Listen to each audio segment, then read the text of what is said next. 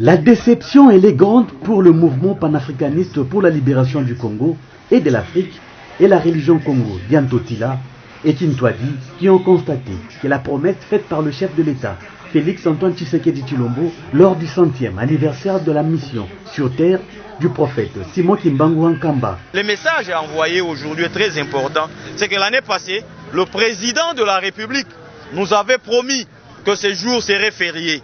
Une année après, nous sommes très désolés de constater que nous fêtons le 6 avril sans journée chômée et payée, comme il nous avait dit. On peut promettre au peuple, mais on ne promet pas aux esprits.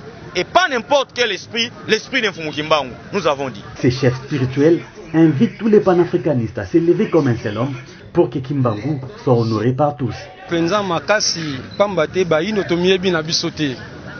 Baino so tomiebi mkola lelo eza pena mkola makasi. Pambate kolo mokinenga sali mokili na ye. Akayemo akabola baras, akabola minoko. Apesi batu na mobikisi na bango.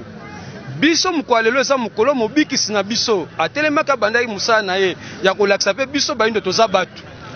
Donc pour na biso za message moko ya makasi za mukolo moko yesengo. Bon mobimba Afrika mobimba to telema pote Sénat Parlement batosi mokonzi te.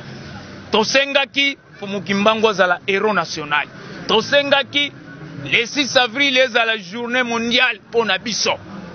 Bazonge c'est la biso mokola misato ezali ya bokoko biso tozana mokola lomingo te biso tosambela kalelo mokola misato yango tozokozela soki Sénat tosite Parlement tosite akokuta na biso bangunza mayona lobaki tango ezalaki tramotina yango pe na koloba sikolo makambo na lobaki tango ezalaki ba marche ba rosi ba kufi bato ba kufi na yebisaki ba catholique ba église étrangère batakaki na ngai balobi non ye mutu abandi makambo wana lobi ce sont des églises étrangères na kosaki te.